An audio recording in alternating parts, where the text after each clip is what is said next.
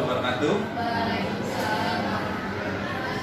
Sebelumnya selamat pagi untuk kita semua tabipun. Terima kasih pada teman-teman guru SMP Pusat Bandar Lampung, bapak-bapak dan ibu sekalian telah hadir dalam acara seminar atau pembahasan atau seminar aksi nyata pelatihan mandiri platform Merdeka Mengajar atau PMM. Nah, untuk materi yang akan saya sampaikan pada kesempatan kali ini adalah terkait dengan transformasi kurikulum atau perubahan kurikulum untuk kemerdekaan bangsa. Sampaikan oleh saya sendiri, Doni Iskandar, guru IPA SMP Negeri 1 Bandar Lampung, dan kebetulan saya juga adalah guru penggerak angkatan 7.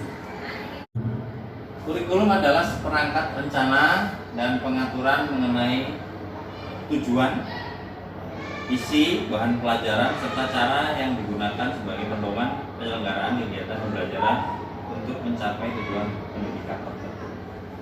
Jadi kalau kita simpelkan di sini bahwa dalam kurikulum itu ada tujuan, saja dalam belajar itu ada tujuan. Bahkan dalam pembukaan UUD itu sudah ada tujuan negara Indonesia. Salah satunya melindungi segenap bangsa Indonesia, memajukan pendidikan umum, ya. Nah, di dalam kurikulum itu juga ada tujuannya. Kemudian ada isinya. Kalau satu perangkat pasti ada isinya. Isi dari kurikulum itu apa? Di situ ada terdiri dari banyak hal, ya. Salah satunya mungkin materi-materi pelajaran yang akan diajarkan itu pasti termaktub dalam kurikulum. Nggak mungkin kalau kita ngajar misalnya kalau di bahasa Indonesia, gaya bahasa pasti di situ ada di kurikulumnya. Di SMP itu gaya bahasa diajarkan di kelas berapa, ya kan? Kalau IPA misalnya tentang sistem pencernaan makanan juga diajarkan di kelas berapa, situlah adanya di dalam kurikulum. Kemudian termasuk bahan pelajarannya dan juga cara yang digunakan. Ternyata cara mengajar atau cara menyampaikan tujuan itu juga diatur dalam satu yang namanya berikutnya. Nah, terkait dengan pergantian kurikulum, sebelumnya mungkin Bapak Ibu pernah ya mendengar sebelum sekarang ini kan yang paling penting ini tentang kurikulum merdeka. Nah, sebelum kurikulum merdeka apa yang ke-13 ya, kurikulum 2013 atau kalau disingkat dulu namanya Kurtilas. Nah, sebelum Kurtilas apa coba? Ada yang tahu? KTSP. Sebelum KTSP?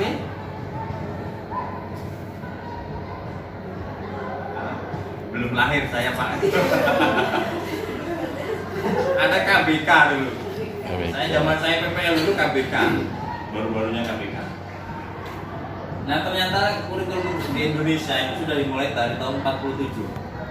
2 tahun setelah kemerdekaan sudah ada kurikulum namanya kurikulum 1947, kemudian diganti atau diperbarui 1952, terus saja ya 64, 68, 75, 84, kemudian 94 dan suplemen 99.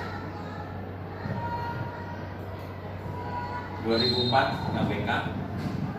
Saat kalian sedang baru sekolah ya, kan SD.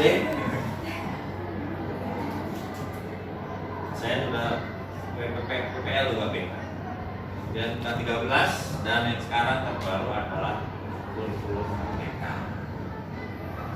Jadi pergantian kurikulum itu sudah dari zaman tahun 47 dimulai dan berapa kali juga.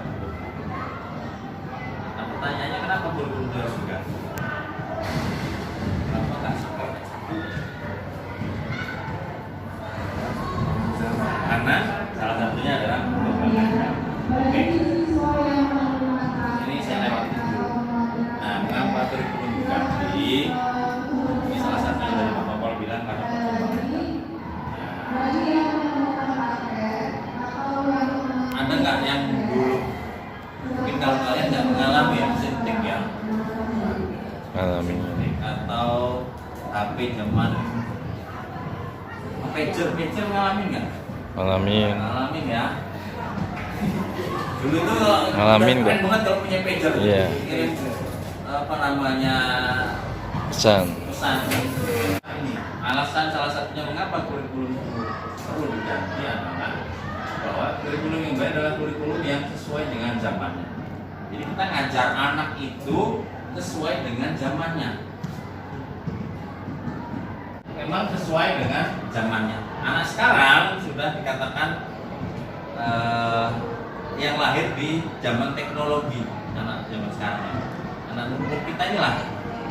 Maka mereka lebih pintar dari kita dalam hal aplikasi. Dan terus dikembangkan, diadaptasi terus. Ini HP ini tiap hari berkembang terus. Dengan karakteristik peserta didik demi membangun kompetensi sesuai dengan kebutuhan mereka kini dan masa depan. Jadi kita ini sebagai guru harus bisa memberikan bekal untuk mereka di zaman sekarang dan zaman mereka akan depan, masa depan mereka. Itulah tantangan kita sebagai guru.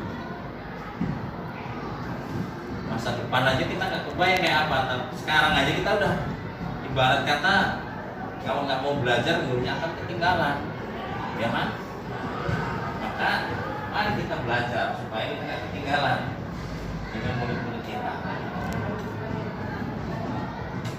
Nah, kurikulum itu bersifat dinamis. Dinamis itu berarti tidak statis, ya, tidak tetap, berubah terus. Dan terus dikembangkan atau diadaptasi sesuai dengan konteks dan kebutuhan peserta didik untuk membangun kompetensi sesuai dengan masa dan masyarakat.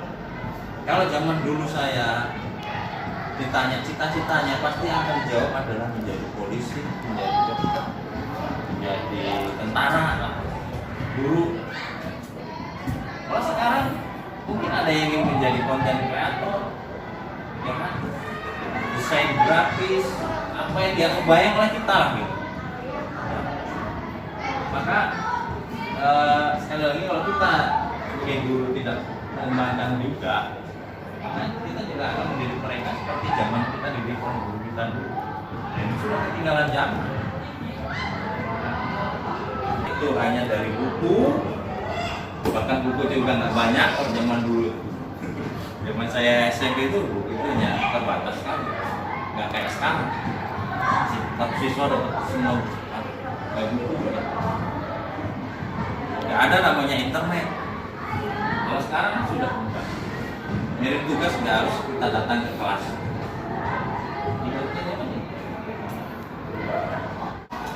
Perubahan kurikulum.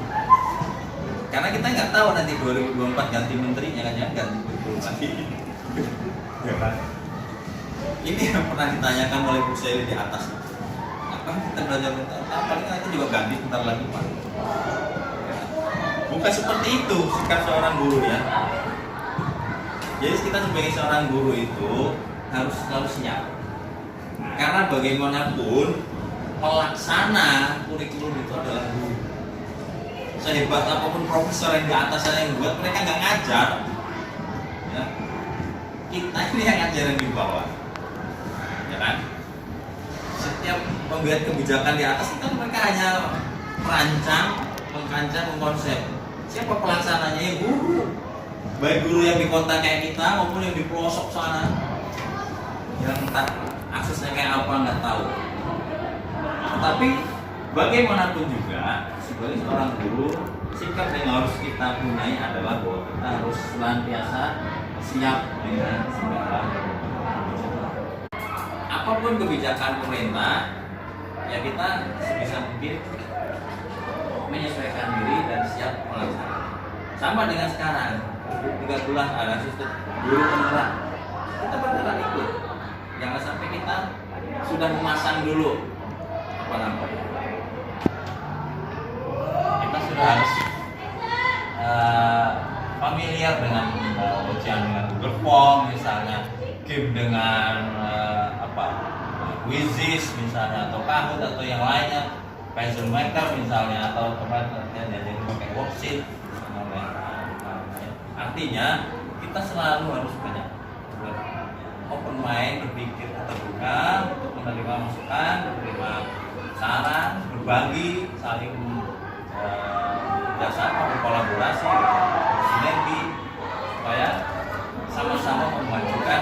pendidikan di skup kita saja lah, nggak usah terlalu kita pikir jauh sampai skup Indonesia gitu. Bagaimana supaya sekolah kita, tempat kita mengajar, tempat kita mencari, katakanlah mencari nafkah Bang ya, ini betul-betul bisa kita kembangkan ya. Jadi itu Bapak Ibu, di akhir dari presentasi ini, bahwa kita sebagai guru harus punya sikap yang harus siap dengan segala perubahan. Baik Bapak Ibu, saya kira itu saja hal-hal yang perlu kita sampaikan pada kesempatan kali ini. Sekarang juga perlu ada tanya jawab ya, karena saja. Sekarang mari kita sebagai seorang guru selalu mengembangkan diri untuk kemajuan pendidikan di minimal di sekolah kita masing-masing. Assalamualaikum warahmatullahi wabarakatuh.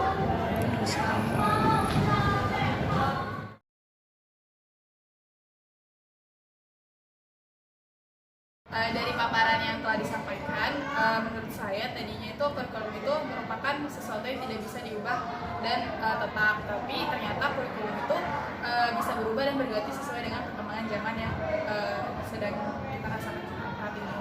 Langkah kecil selanjutnya yang akan saya lakukan itu dengan mempelajari hal-hal yang berkaitan dengan teknologi pada saat ini dan mengaplikasikannya kepada kegiatan pembelajaran